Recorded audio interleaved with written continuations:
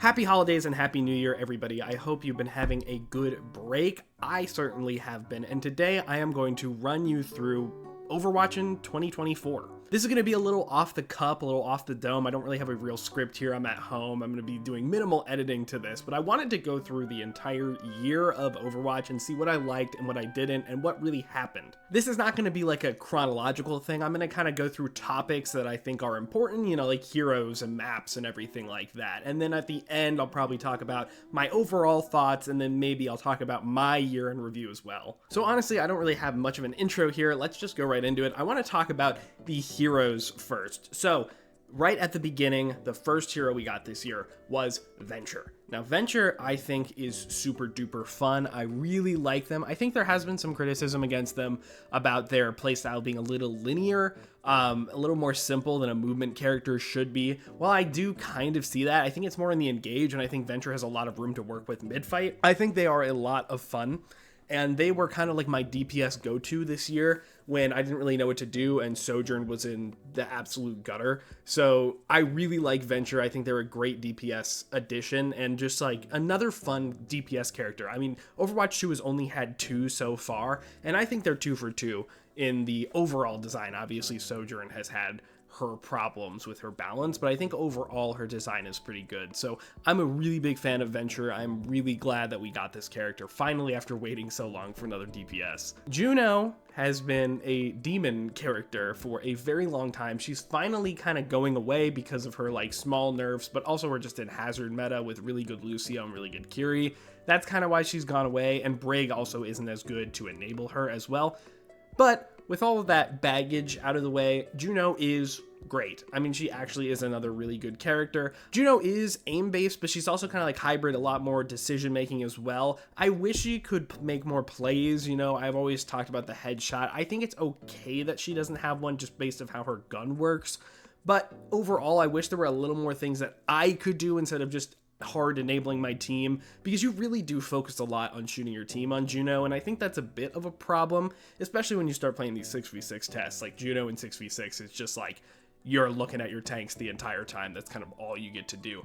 But overall, I think Juno, again, is a really, really good support, much better than the 2 that we got last year, in my opinion, although I do have a soft spot for Lifeweaver, but that's completely different. So Juno is great. I think we are fine. I would see her maybe coming back to the meta eventually. All right, Hazard. Hazard is so fun. I mean, this character has so much stuff to him, but there's just so many decisions you have to make. And I think, I'm not going to bring up Marvel Rivals probably after this, but it's kind of like the Marvel Rivals design, where a lot of characters in Rivals have just so many things, but for the most part in Rivals, a lot of times, even though they have a lot of things that you can do, a lot of buttons that you can hit, it doesn't feel like their game plan is necessarily as dynamic or open, or you can basically do everything at once. I think like Groot and Mantis, I can just like throw walls up or just damage boost everybody, and it doesn't matter because they come back so fast that every individual one doesn't really matter.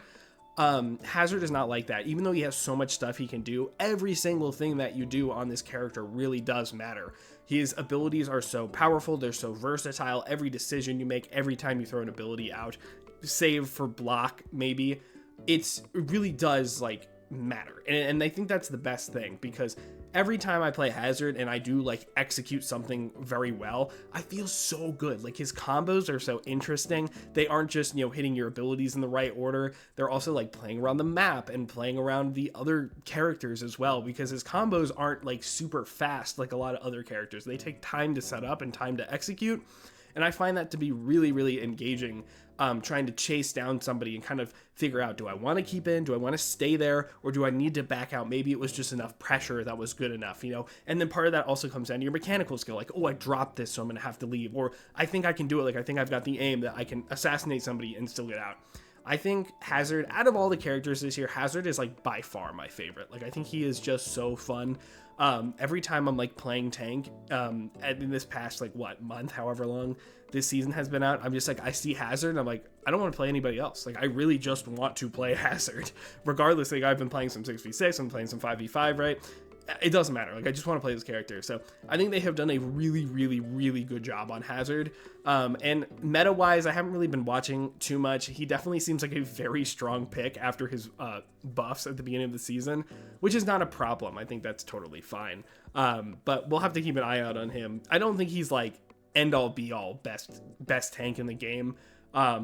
Yes, he's best right now, but like, I think it's more like he's not like far and above like Queen or Mauga or whoever else there might be. Okay, so there were also a couple of reworks this year that I actually wanted to go over in the heroes category here. Let's talk about Pharah first, because I think that everybody was like pretty positive about the Pharah rework when it came out. And I do agree. I think it's a really good step in the right direction. But do not forget, we were in a Pharah meta for a little bit after that rework. And the rework that was designed to get her a little closer in the fight, a little more mobile, a little more in and out, didn't quite work that way. And in fact, giving her more movement actually kind of allowed her to do that old game plan better, which is a bit of a problem. She actually was better at staying in the air and sliding on rooftops and waiting for her cooldowns to come back, getting extra jet fuel, and she could just stay super far away, and she had more lethality at that range, and she could better consistently be up there for longer times. So they haven't really reworked her that much. The thing that killed her was 225 HP, which I think was fine, but I wish there was a little more effort to actually allow her and encourage her to get closer into fights, to actually get in and out, play like a bomber, like a Quake style, instead of just sitting back and shooting her rockets. Again, overall, I think the rework in itself is pretty good, but they need to be some tweaks to it. I think there is a lot more that we can work on with this character. Okay, I have Ball in here just because at one point they did say that it was a rework, and, you know, they kind of walked that back a little bit, but, you know, Ball did get a couple changes. I was initially pretty critical of them. I thought it just kind of, like, lowered the skill floor a little bit. Like, you know, you don't need to do wall slams anymore because you can just, like, look up and hit the grapple button and you get your grapple back and everything. Which, you know, Ball's an interesting character because he's really hard to play. Really unique, but I will say, like, the grappling to, like, holding to the grapple point is actually really fun. There's a lot more creative stuff that you can do with it. It does make Ball feel a little better overall, and I don't think that's necessarily a bad thing. Now, the hanging, it definitely does make your setup and engages, like, way easier, and it does give Ball a lot more power on the engage, which I think is okay. I think that's fine. Potentially he needed that in 5v5, and they kept it for 6v6, I guess. But yeah, I think that is fine. Although it's just like, I'll say what I do on stream is when I play Ball is I'll just hang up and I'll be like, okay, I'm doing ball sack right now, and I just go hang and wait for 20 seconds for them to come through a door and just slam. Or sometimes I'll just drop off and fireball instead, you know, like that kind of stuff. And it's a lot less, like, engaging and skillful. And, you know, like, I think the Ball rework overall was fine. Like, it's just kind of like retooling his kit. The shields thing is kind of worthless. It doesn't really matter. Nobody really uses it anyways. You need that for yourself to stay into fights. So kind of what's the point of it anyways? But it's fine overall. There's nothing wrong. They just kind of, like, added options. They never took anything away, which is definitely a good thing. So yeah, sure, Ball rework, quote unquote, it's okay. All right, Sombra got another rework, and it's just all over the place. I mean, it's really hard to pin down what they want this character to do. It seems like now they want her to be frontliner. They don't want her to be invis all the time, but they also kind of don't want her to be an assassin as much. But the way that now she has Opportunist back and she can't really get to the back line, she now just kind of becomes a bit of a tank shredder as well. You make sure you get a hack on the tank, and then you virus them, and then you just kind of shoot them with your gun. And that they take a lot of damage. Like, it is a lot of cleave. And it's just, like, not as engaging. And then, like, she can't get hit out of invis, which I think feels really bad, honestly, for both parties. I'm just not a really big fan of what they've done. Now, I don't play Sombra, and you don't really see as many Sombras anymore, but I don't know. I feel like there's so much more work that they could do with this character, and it seems like they don't really have a direction that they want to take her. And, you know, I feel bad for you Sombra players your character just changes once a year fundamentally, and you have to, like, relearn how to play this character in a completely different way that you might not even like. I don't think reworks are inherently bad, but, like, when you keep doing it over and over and over again, obviously there's something amiss. Like, there's a problem there. But, you know, that one's just, like, really disappointing and weird. I don't even know what else to say about it. I've made plenty of videos about Sombra in the past, so yeah, that's kind of all I got for that one. Okay, moving on to maps here. We are actually not going to start with a new map. We are going to start with the Junkertown rework that happened at the beginning of the year. Not much happened with this rework. If you remember, it's literally like First Point got changed. Remember, people were like, oh, we need to stop the oppressiveness of Pharah. That's what they said in the dev blog, and everyone was like, what are you talking about? Overall, the building that they added on the end of First, I think the end of First feels a lot better. Just to be completely honest with you, it does. I think it did actually matter. I do like playing around that building. I think it makes it a lot more interesting. But like at the end of the day, like Junkertown didn't really change. I don't even remember. I don't think they made any changes to second or third. Like it literally is just First Point got some extra stuff so you couldn't get like spammed out as bad. I don't know. It's okay. There's nothing wrong with it. I think it was a net positive, but it's just so minor that it doesn't really like matter in my opinion. Runesapi, however, I think is a really, really good addition. Now, I like Push. I actually think it has improved a lot since the game launched, and I think, we'll talk about another map of Push, but I think most of the Push maps are actually really fun and really engaging, and I think the game mode is oh, okay, my speaker just turned off. I think it's really fun and engaging, but Runesapi in particular, I think is like really interesting. It's got these like narrow corners and like choke areas, but it's also got these like pretty long sight lines. So you have a lot of different ways that you can play Runesapi. You can play a spammier style. You can play a brawl style. You can somewhat even get away with some dive because somehow the high grounds work on second. And not as good, I don't think. I think you should better off playing the other two. And I think that's really interesting. It's led to a lot of like, you see like Bap, Ilyari, Sigma. You've been seeing Brawl, a lot of obviously Juno, Brig, Ori. But yeah, I think Runesapi has a lot of different things. And there's a lot of like little nooks and crannies you can go into. So you're always flanking around. But again, since these sight lines are so long, flanking isn't even like super good, I don't think. At least like not in like I'm gonna completely sneak up on you and kill you. It's more of just like being able to take angles at that range. I think Runesapi is one of the best maps. Maybe, post Overwatch 2, it might be the single best map that they've added. I do like Samoa as well. I don't know what the consensus on Samoa is, but that came out last year. But I don't know, like Runesapi or Samoa I think are my two favorites of the ones that they've released post-launch, so good on them. I think it's a great map. Colosseo did get a rework. They removed the glass, of course, which was a very, very good change that I can't believe it took so long. But that wasn't it. They also added, they like extended part of the like checkpoint area on it as well. God, what else did they do? Did they do anything else? They changed like the spawn, I think, if I remember correctly. That might be a different map. I don't know, but Colosseo got a bit of a mini rework, and overall makes it way better. Like straight up, it plays so much better. Fights actually happen.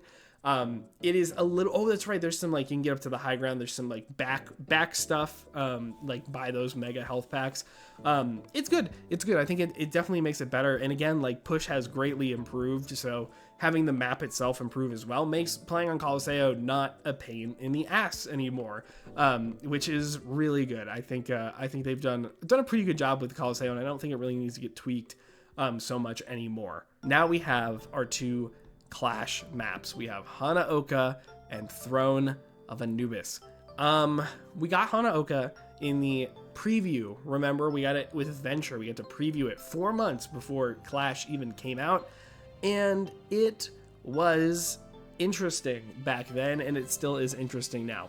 I don't like Hanaoka. I don't like Clash in general. I think most people don't like Clash, but I specifically don't like Hanaoka. I don't really know why. I find it to be really open and awkward to fight on. I think the first point is just really strange. Obviously, the last point is just a complete like nightmare trying to get into, but that's going to be the same for both of them. I think second is just so weird. Like you can't have any point pressure without just completely opening yourself up to a million different angles, and that creates like a bit of a problem in like ladder settings where it's just really hard to get your team to do anything correctly.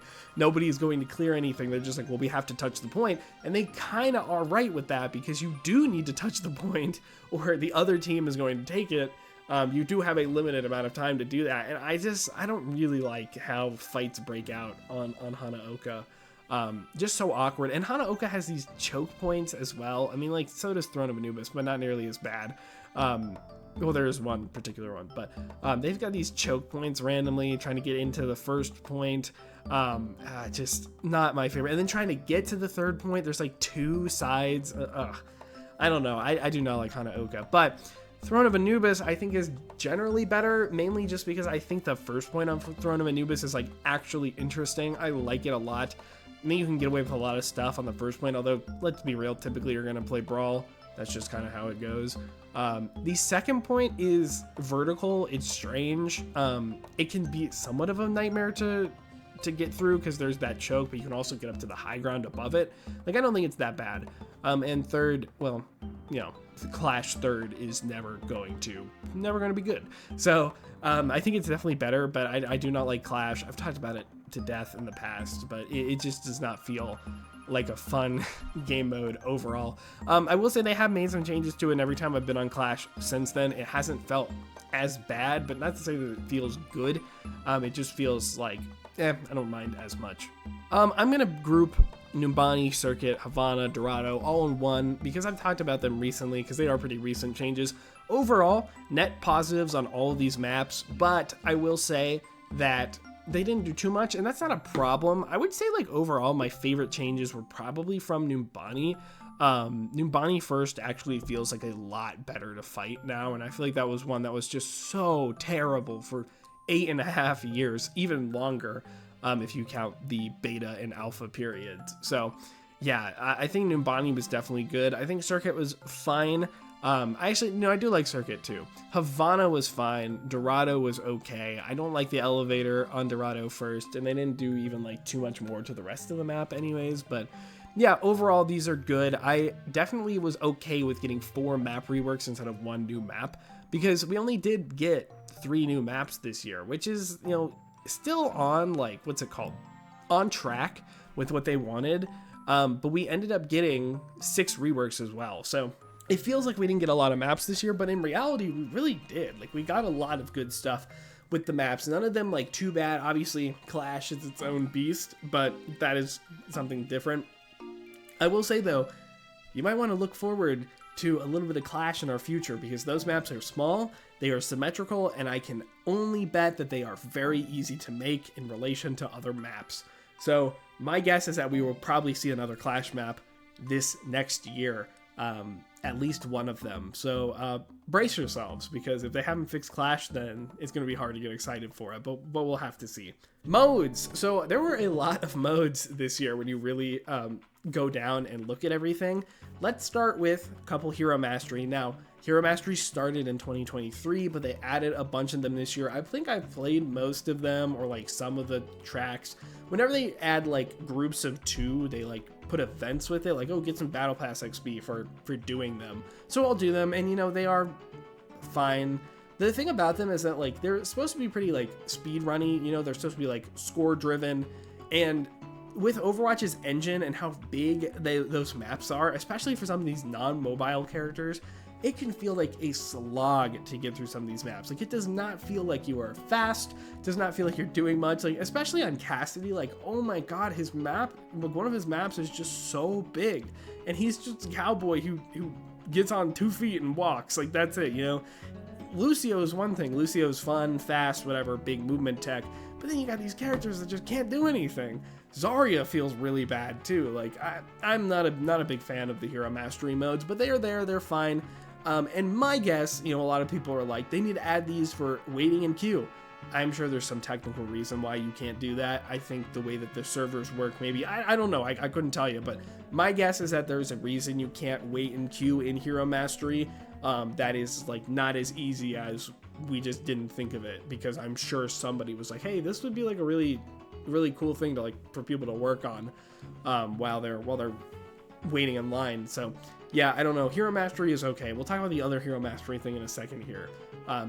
Quicker play. There was a quick play hack this year that was, you know, they made the cart move faster and the respawns were faster. And to be honest with you, I completely forgot this happened, and I don't even know if I played in it. So let me know in the comments how it was, because I literally like have no memory of this whatsoever. It happened in like early January, so it's been like a full year before I was even doing YouTube in general, so I don't have any knowledge of what this was, but it hasn't come back, at least in general. I think there was like the group respawn.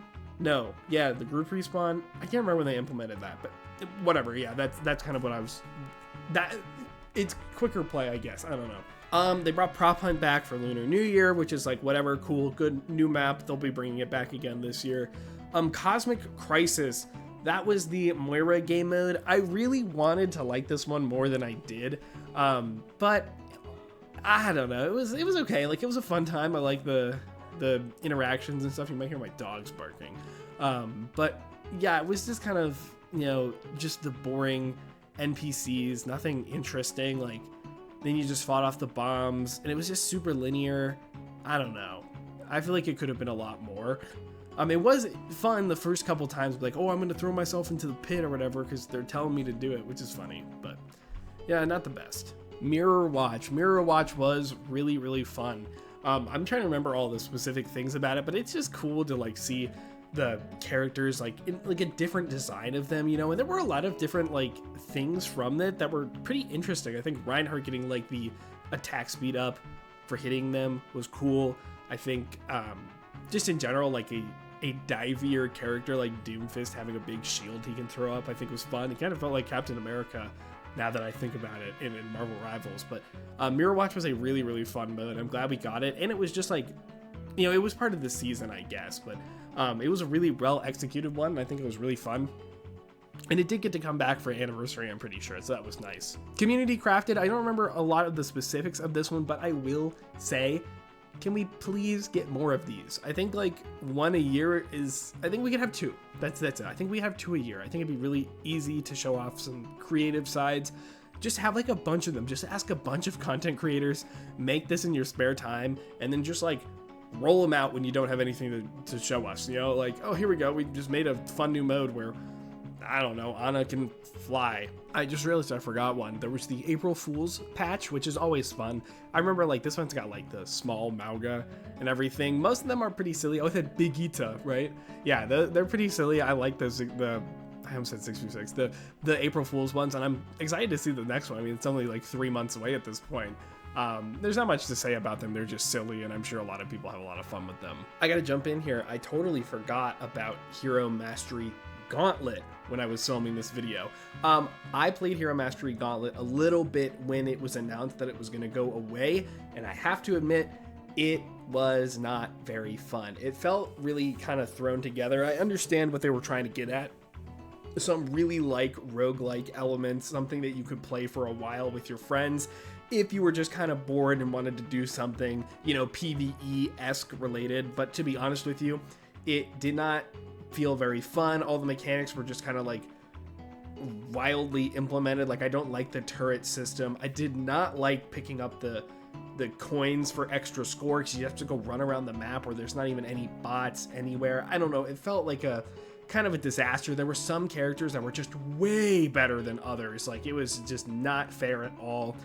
This next mode that I'm about to talk about is definitely way better, implementing some kind of like rogue element, something you would want to play for a while. But I do think there was something there for PvE to exist, just not like super mission based like they had it initially.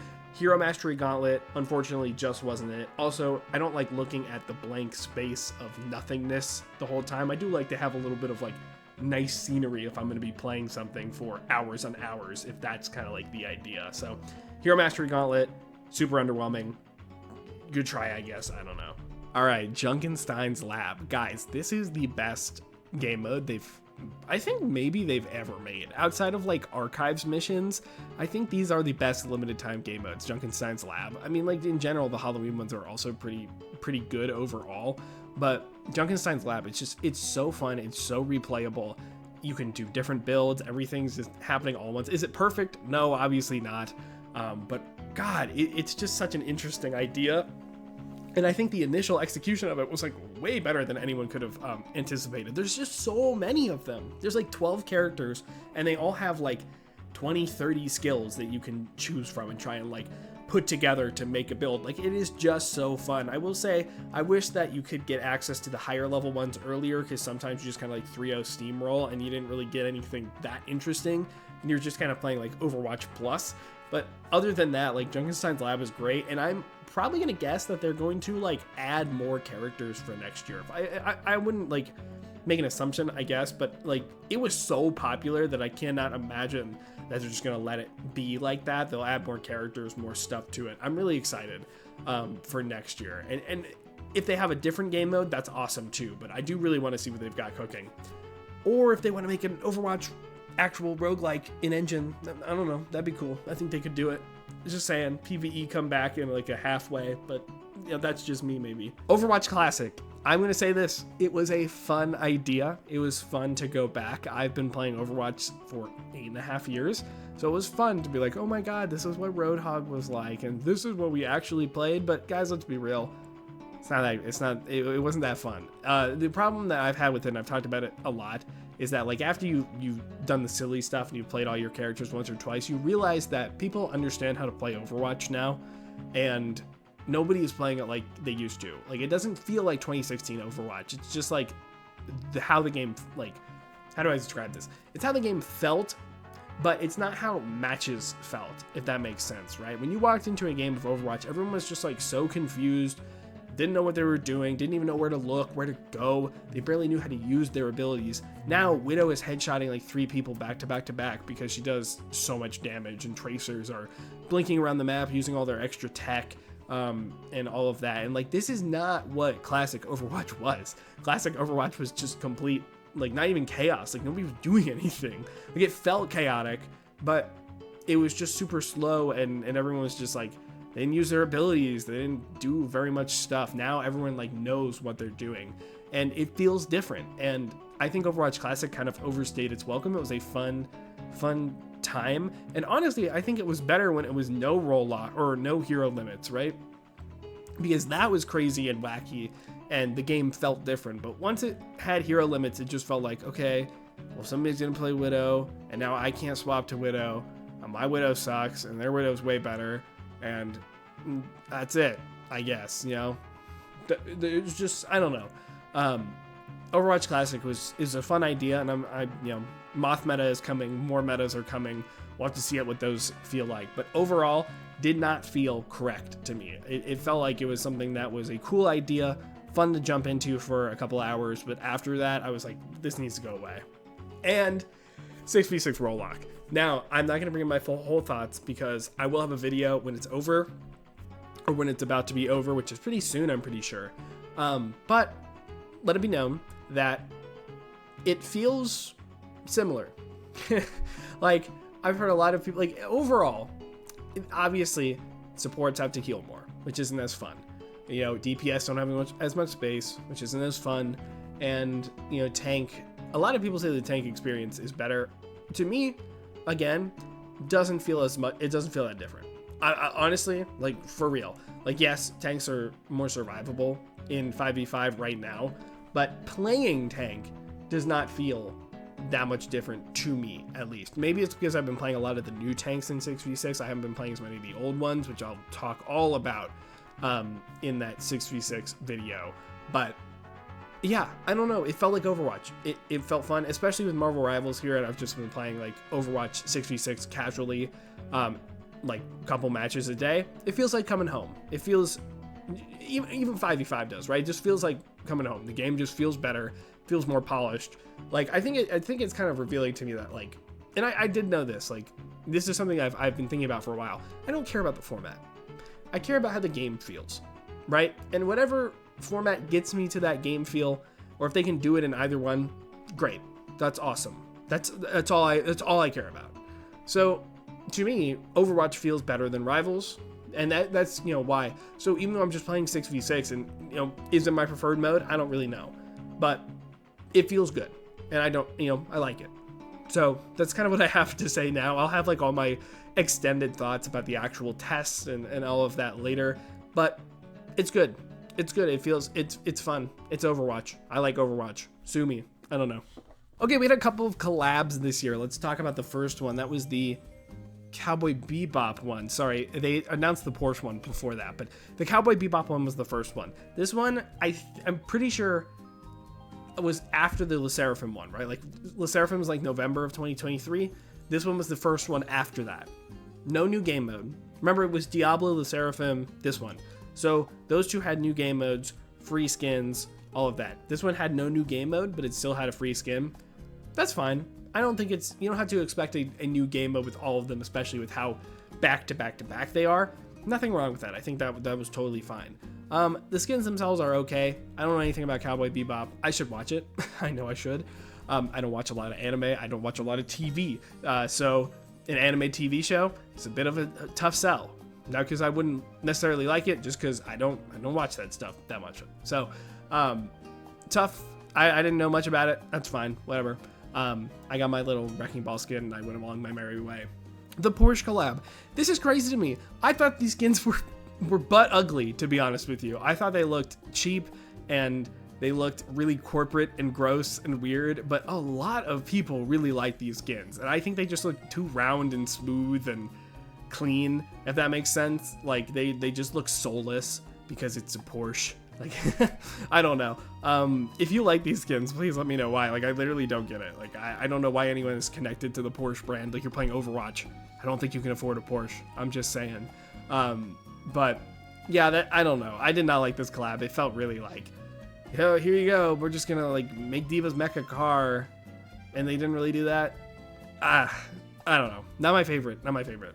The Transformers collab was really disappointing, not because the skins were bad. I think the skins were great. It's because there was nothing free. There was no mode. There was no skin.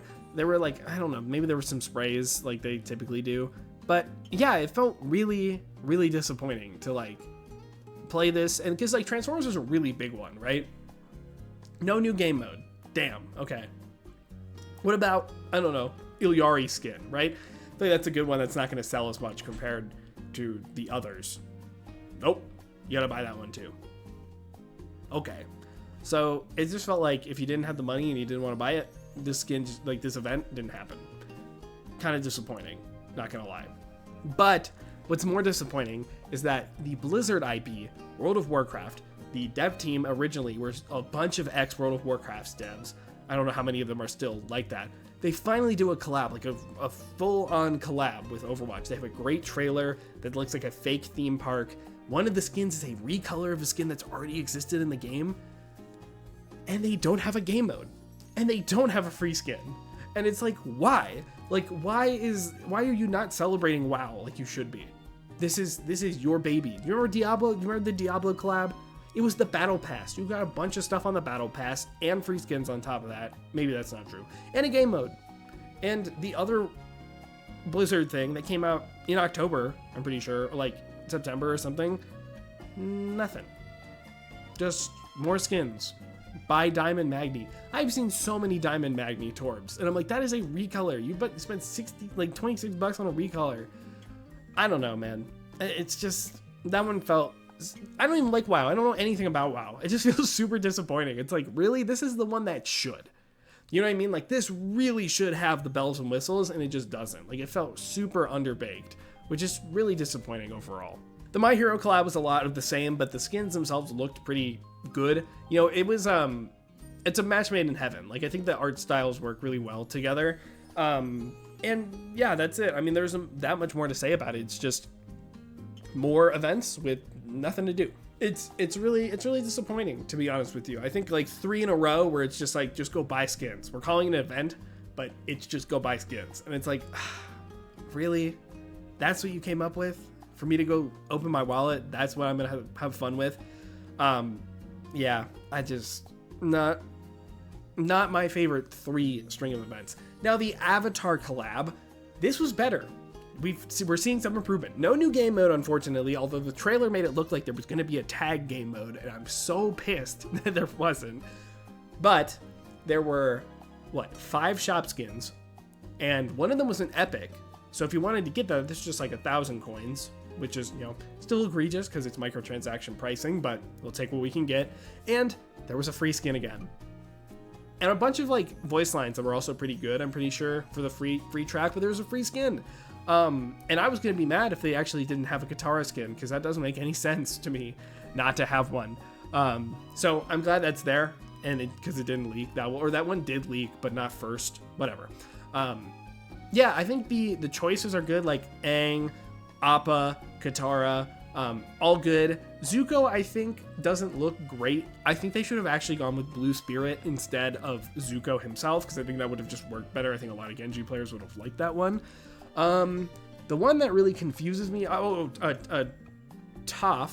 I kept saying Toph in my last video because I watched Melee, and there's a Melee commentator named Toph.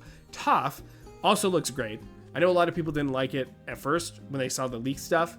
It does look great in-game, and the Badger Mole gun, awesome. Suki is a weird choice. To me, Azula was like the Kiriko skin. Like, that makes so much more sense. I feel like their personalities mix a little better. But, you know, that's fine. They just made it like an epic, so whatever. Another Kiriko skin. Another 20 billion Kiriko skins, so that's cool. Overall, in terms of collabs, not a great year, I don't think. I mean, literally none of them had a game mode. None of them had a game mode, and that sucks. It really sucks. We didn't get one. We got 6 collabs, and maybe there's more that I'm missing. No game mode. Damn. Let's talk about some miscellaneous stuff that happened this year. This is probably not going to be in any particular order. I kind of went down the list of news articles, but I might have missed stuff. Please let me know if I did. Comp changes, new system, new ranks, rank reset. All of that really well received. Really good. You know, obviously there's like little bits and things about like the modifiers, you know, kind of not showing up correctly, and then like people being confused about demotion protection, all of that stuff, but it feels so nice to get a real comp system again. It's like a lot of people are gonna be like, oh my god, we should just have this from the start, they should have not taken it away. I don't care. It's over. It's over. We finally have it. It's been a year. Like, yes, I agree with you, but at the same time, we finally have it. Let's just be happy that it's here. We can still be critical, don't get me wrong, but it was changed and we have it back, so that's nice.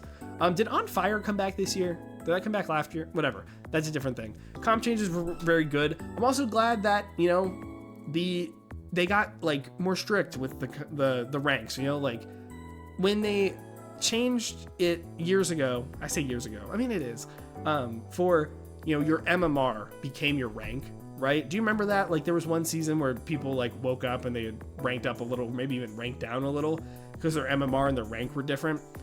I was Masters 4 on support before that happened, and then my MMR shot me up to Grandmaster 4. And I'd never hit GM before, and I can't tell you like how like unsatisfying that was. And then for everybody to be like, well, GM is just like super flooded, and you know, you're not really, even if you're GM1, you're probably not even that good. It really felt like even if you made milestones, there was some caveat. It was like, it's not like the old one. It's not that impressive. That felt really bad. I didn't really like that. So when they changed this and now it's like way harder, you know, I'm still like around low masters on all my roles, except don't talk about my DPS. But I think that was a lot better because being in masters makes me feel good still. And ranking up makes me feel good. I don't play a lot of comp. You know, if I wanted to, I probably could push for like real GM, but I have a life and I have to do this. So, you know, there's things that prevent me from doing that, but it does make me feel good. It makes me feel a lot better about my capability, and it makes me feel a lot more satisfying when I rank up. And I think that this rank system is much better for that. Jade weapons. So Jade weapons are the next competitive reward, or the most recent. They're going to be changing how that whole currency works. First off, the currency situation, completely disastrous rollout. I really don't agree with how they're doing it, but that's one thing. Jade weapons themselves, they kind of look ugly. I don't use them. I only buy comp golden guns still. I'm glad you still can buy them. Also, friendly reminder, in about a month, you won't be able to get Jade weapons with current competitive points. It's going to become legacy competitive points, okay? So make sure you either buy them now, or if you need to stockpile some to transfer to the old credits so you finally have enough old credits to buy it, that is something else you can do. And there will be a new competitive reward on top of that, probably like ruby weapons or something, you know, kind of just whatever. Hopefully a little more, but let's not hope for everything. I don't like weapon customization. I've talked about it in the past, but whatever, it's there if you want it. Have fun. What came with not season 9, but later, no more paying for heroes. Finally, every hero is going to be free, right? They used to be tied to the battle pass or like challenges or something like that. But that was after the season that they came out. Now, no more paying for heroes. This is just good overall. It should have never been like this in the first place. But what this actually tells us was that Overwatch makes money. Like, it legitimately does make money, right? They were scared that they're like, okay, well, we can guarantee people are going to buy stuff if we put heroes on the battle pass because people want to play the new heroes. What they have figured out is that the shop is so much more lucrative that it does not matter. They don't need to have heroes on the battle pass anymore because it just doesn't make them that much revenue, and they're getting plenty from the shop. So to me, when they made that announcement, that was actually like a really good sign for the success of the game, right? Because it means that Blizzard sees it as a success because it makes money. So we will always be getting stuff. It'll stay running. You know, nothing's gonna kill it. I don't care. Marvel Rivals out. I don't care. Nothing will kill Overwatch. There are already people invested and the whales will spend money, and the money will go to Blizzard, and Blizzard will keep the servers on, and the dev team will keep their jobs and keep making stuff. And that's all we need. So that's great, you know, and since that stuff makes money, that is a really good way for the game to get better overall. Everyone gets the characters. That's great. With that being said, finding new ways to make money or finding ways to make it so the game is more fun, if you don't spend money, the Mythic Shop and the Mythic Weapons, they give you more ways to use your Mythic Prisms. So basically, I think the idea here is that since you can use other characters, like you can buy all the other old Mythic skins, you can buy Mythic Weapons, now there's like 3 of them in the shop now, and you can buy extra aspects, which are kind of dumb, but whatever. You have a lot more to spend your Mythic credits on. You're more encouraged to buy a battle pass, play the battle pass, and then buy something in the shop, right? In that Mythic shop. Because a lot of my friends would be like, okay, let's take season 8 for example. Orisa skin, mid. I'm gonna skip this battle pass. I don't want that skin. I don't want that Mythic. Okay, Blizzard doesn't want you to do that. They want you to buy every battle pass, especially if you're into the game, you're going to be playing it a lot. Because if you're going to be playing it a lot, you might as well spend $10 and also get a bunch of stuff with it. So what they decided to do is just go, okay, let's make the Mythic shop much more open. So if you beat a battle pass, and you don't even have to beat it, you get some Mythic credits. And then you go, as a consumer, you go, oh, I missed the Genji one. I wasn't playing then. Or, oh, I really like that weapon. I don't like the skin this season, but I like that weapon. Etc., etc., etc. So you're more encouraged to buy a battle pass, which is $10 to Blizzard. That's what this is, right? That's all it is. Obviously, you can buy the Mythic credits, and there will be whales that buy them. But overall, I am convinced that it is much more about getting people to buy the battle passes consistently. You know, not just like when they want it, but like every season. Because you're also getting, you know, Mythic credits that you can spend later. Let's say I've got 0 Mythic credits. I've got all the skins that I want. A season comes out. There's not a weapon I like, and there's not a Mythic skin that I like. Okay, what if I still buy the battle pass? I get 80 credits. Next season, a skin that I like comes out and a weapon skin comes out. Well, now I have 160 and I can get both of them. That's what they want. That's what they want, right? So overall, monetization definitely got better this year. And in fact, let's go ahead and talk about another monetization thing, the Owl Shop. The Owl Shop is closing. You cannot buy credits for it. It will stay in the game for another year, but you can't get more Owl tokens.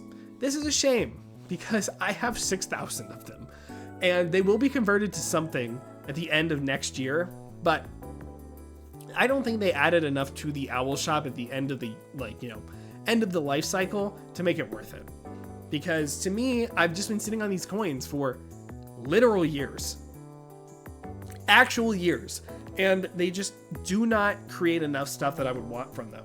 Obviously, I'm an outlier. I watch like every single game. I just put my phone on, even if I'm not actively watching, just to get the coins. I did that for 4 years, basically, or however long Owl lasted when I was watching it. But it still feels like there wasn't enough to buy. It still felt like the shop was not great. Like, I don't care about the individual skins. I like the cool, unique stuff that you get. There just wasn't enough of that over the years, and I really wish there were more. And now we're not going to get anything, and my credits are probably just going to become legacy coins, and I'm really pissed off about that, to be honest with you. I understand the Owl shop is gone, but certainly we can have a store where I can buy OWCS stuff as well, right? Because there's going to be OWCS integration, so maybe that's how it's going to work, and I really hope that's how it works. But yeah, not very important in the grand scheme of things, but definitely something I thought was something to bring up. Speaking of spending money, Pink Mercy came out this year, re-released, made just under the amount that they made the initial time, which is still a hell of a lot of money. It's like $12 million. Good for them. All for breast cancer research. If you bought Pink Mercy first, or you bought an account with Pink Mercy and you spent way over the price and you spent like $1,500 just to get an account with Pink Mercy and not actually put that donation towards the cause that they were going for, you suck. Haha, we all have the skin now. You look like a dumbass. I just messed up my words, but you still look like the dumbass here. But yeah, Pink Mercy is great. They probably won't bring her back for a while. Part of the reason why it made so much money is that they didn't bring it back for 6 years. So in 2030, be on the lookout for Pink Mercy to come back if you missed it this time. And maybe we'll have Pink Gold Mercy as well.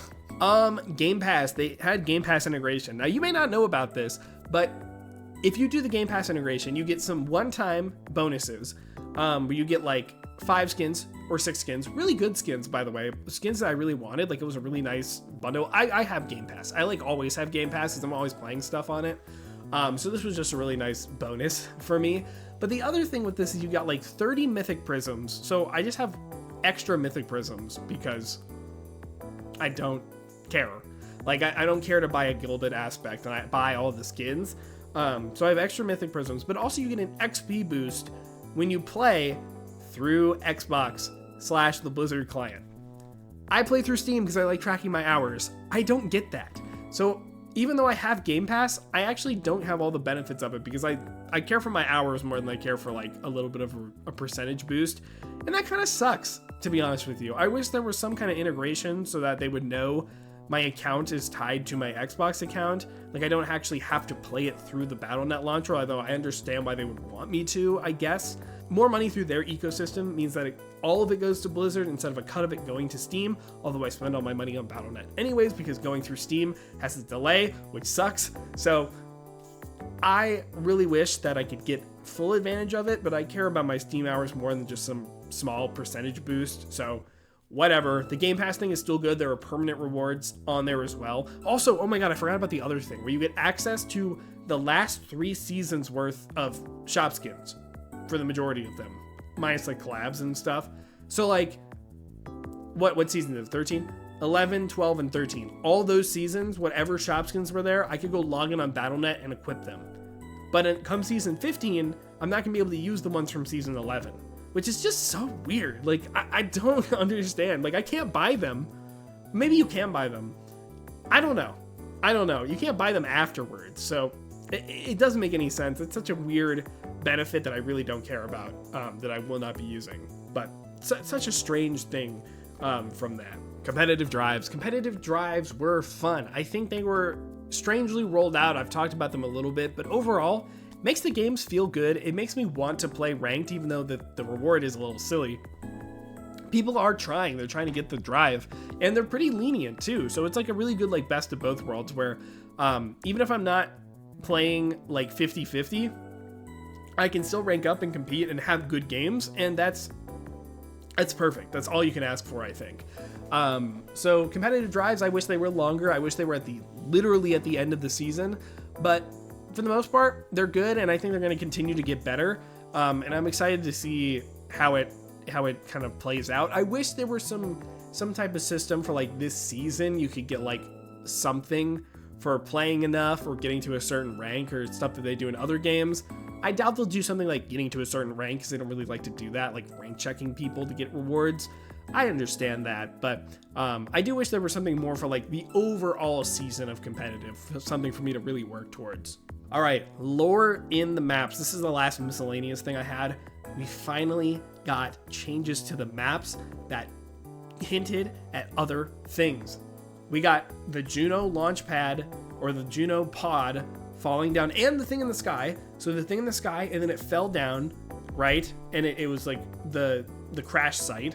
And then Hazard took over and he made Oasis like all freaky and he took the spiky orby thing. And then they put the memoriam on Dorado after that season. Since Juno was already in the game, they're like, let's put a statue here to commemorate it. I love it. I love it, dude. I love this. This is stuff that like really makes Overwatch so special and unique, and we've been sorely missing it. And a lot of the maps haven't been like lore maps overall. Throne of Anubis and Hanaoka kind of are now, but Runasapi is just kind of like where Ilyari is from. You know what I mean? Like there's not that much lore to it. You know what I mean? I guess better examples are like Midtown. No one's from New York. Nothing happens in New York. It's just a cool location. Colosseo, same thing, right? These maps and like tying it more to the characters in the world, like they have been doing recently, just so good. Like I really, really do appreciate it. I love it. More of it, please. I'm sure there will be more of it. It looks like they're down to continue doing it. I'm absolutely here for it.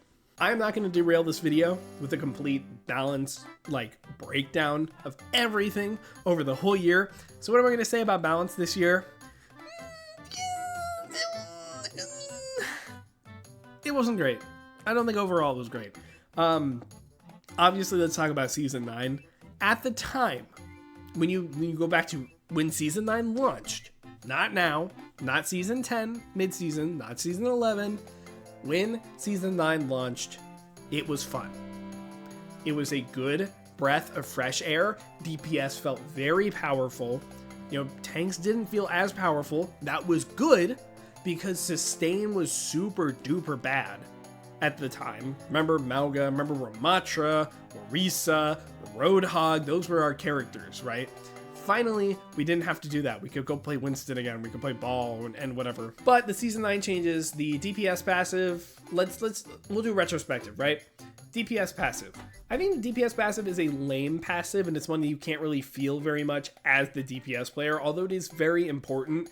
And it has also been de-emphasized over the year. I mean, like, tanks get half of the DPS passive, and the DPS passive exists because of tank sustain. So what was the point? You know what I mean? We'll talk about that later, but the DPS passive I don't think is a very interesting passive, and to be honest with you, I think they can do a much better job with a DPS passive, although again, it's going to be really hard with role passives, especially in a very big roster like that, to actually get every character to feel good with whatever passive they come up with. So I get it. It's the most neutral one that they could come up with, and it did solve a problem, which was good. Projectile size increase, I think we're just used to it at this point, but how much of a big deal was that? You take a little more average damage. You take a little more damage on average, maybe. Sure. Okay. Whatever.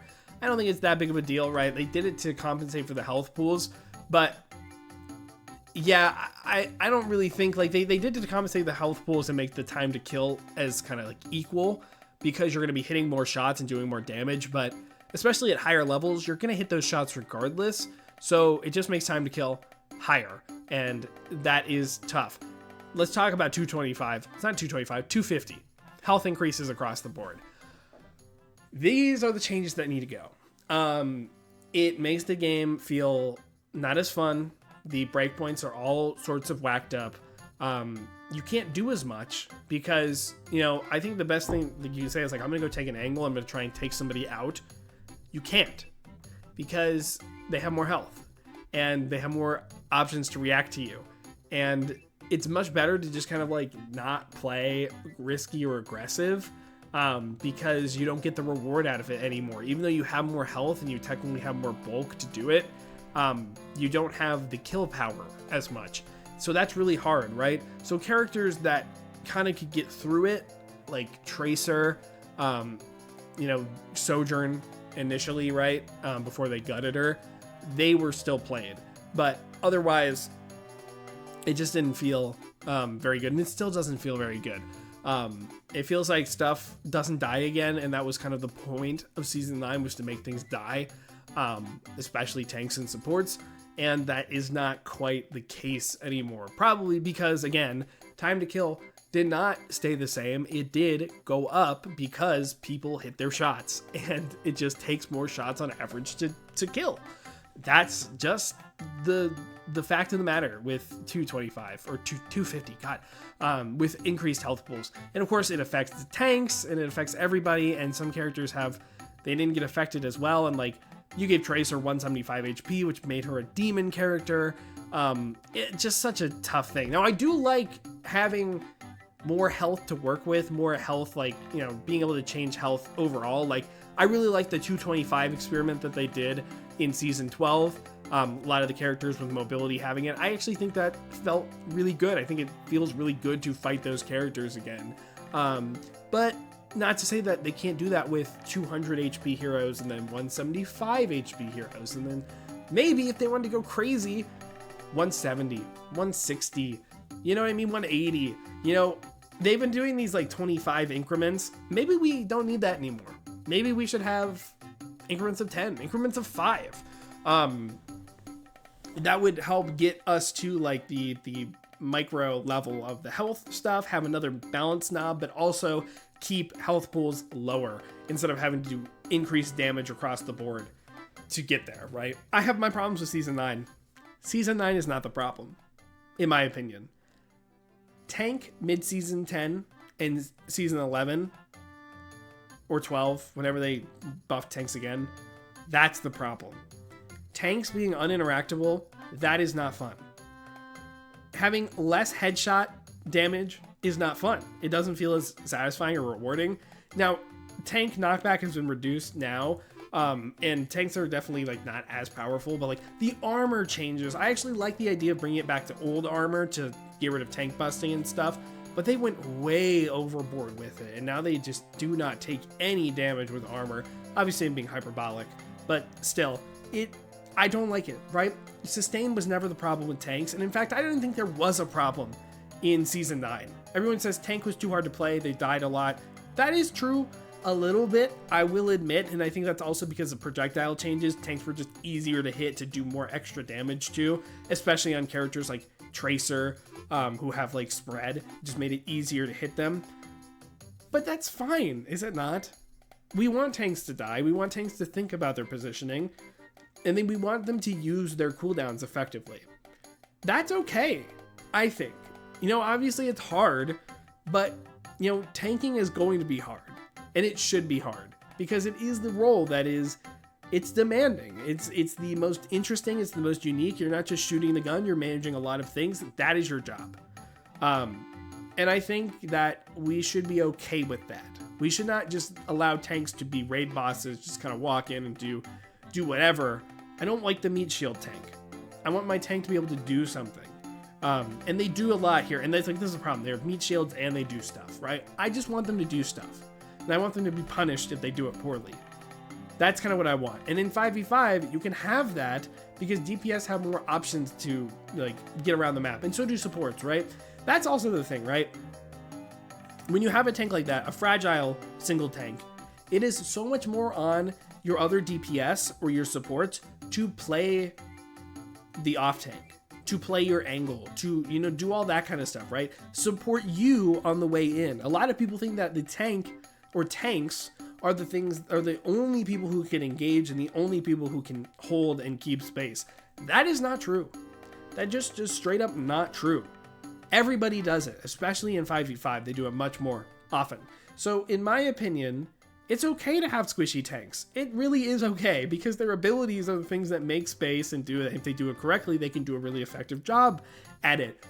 But your team has to supplement it. And that's the big debate about like how individual do you want to make the game, how team-based do you want to make the game. And I think a lot of people did not like how that was kind of a little more team-based. I guess it's more like when Season 9 happened, it felt individual, right? It felt like the individual had more power, especially DPS and stuff. But in reality, you really did have to play for your tank. So DPS are playing for themselves, but in reality, they really needed to play a lot more to enable their tank as well. Not enable their tank, but to supplement their tank. I think that's a better way to put it. And nobody really did that. That's a tough thing to get across without a tutorial, without somebody like helping kind of understand that. And a lot of characters weren't very good at it, right? You had to like Tracer and Soj, who were pretty good, and then not a lot from the rest of the cast. So that's what I think.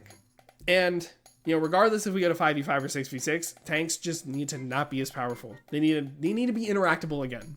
That's just plain and simple. That's what I need. That's what I want. That's my wish list. Jeff. Not Jeff, Aaron.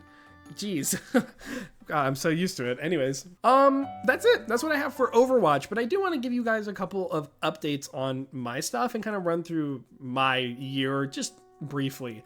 I had a very good year, I think. This was my first year on YouTube. I did have shorts from, you know, back before, but not really. I started making proper YouTube videos in March, I believe, with my Unfixable series. That did pretty well for me. A lot of my initial followers were here because of the rework ideas and stuff. You should check some of those out, by the way, if you haven't. I think some of them are interesting, some of them are not. But, you know, I was just throwing caution at the wind and just kind of wanting to have something out there. But very quickly, I started just getting into like you know, I didn't get a lot of subs per video. I didn't get a lot of views per video. So I was like, what if I just keep pumping it out? What if I just keep talking? I've got a lot of ideas. I got a lot of stuff I want to talk about. I was going to sit in front of my camera and record. And at first I made 7 videos a week. Brought it down to 5 because I was running out of stuff to do. I'm going to be real with you guys. I think we're going to do 3 days a week this year. We're going to do Monday, Wednesday, and Friday to stay away from the patch days, because I can talk about the patch the day after, obviously.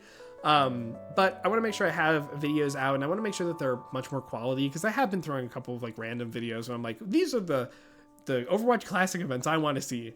Just come to my stream. Just come watch it if you want to see that. But I want to make sure I have a lot of good stuff that I am proud of, a little more editing, a lot of more projects coming up. I do have a couple of projects that I'm going to talk to you about for the first time here.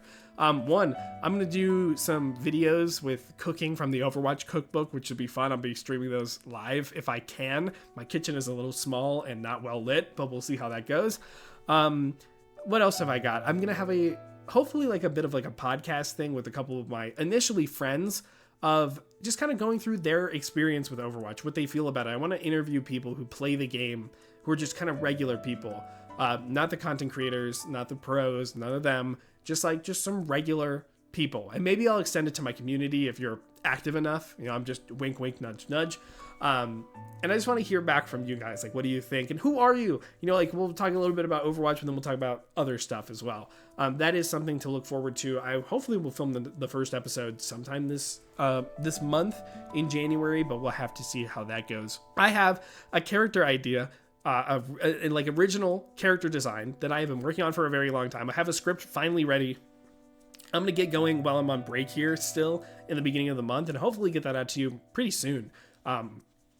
Depending on how well that goes. And I have a secret project of something that I will not be streaming, and I'm turning my Discord activity off, so you guys can't see it until the video comes out. So that is going to be something that is under lock and key until that comes out, probably in a couple months. Don't expect much from it then. But there's going to be, yeah, that's it. I want to make the community better. I want to make my content more interesting, engaging, overall, like more as often as possible, I think is the best way to put it, right? I'll still be doing stuff like patch breakdowns, and I'll probably be filming stuff live on stream still, but for the most part, we are not going to be trying to fill a schedule.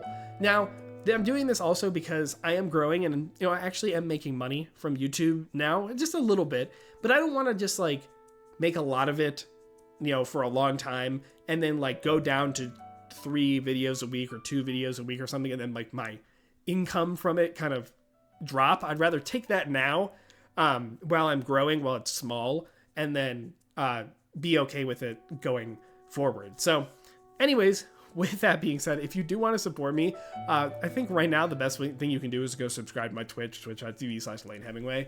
I do appreciate it. I am considering a Patreon, although I don't know what I would put on it. And actually, I do want to go ahead, I'll announce this here. I'm making another YouTube channel. It's not about Overwatch. It's going to be about video games, other video game stuff. That will be launching soon. I'm not going to tell you what the name is because I don't want it to be stolen because I haven't made it yet. But be on the lookout for that. I will keep you updated. I wanted to get it out by, the beginning of the year. I wasn't ready for it. Didn't want to just rush it out. I think there's more to be done with it. That's going to be super infrequent uploads, all of that good stuff. I'll show you a little more when we actually get some concrete stuff with that one. But I think that's it. I think that is the year 2024 overall. Good. I think it was a good year. I think overall it was a good year for Overwatch. It's on the up, especially, PvE got canceled, which sucks, but I think they've been starting to get their footing, especially recently. And the way that Aaron Keller has been talking about season 15, about what's coming, sounds like they're very, very excited. And they said, we're going to love it. He said that. He said, I'm going to love it. Me in particular, Lane Hemingway. I'm going to love season 15.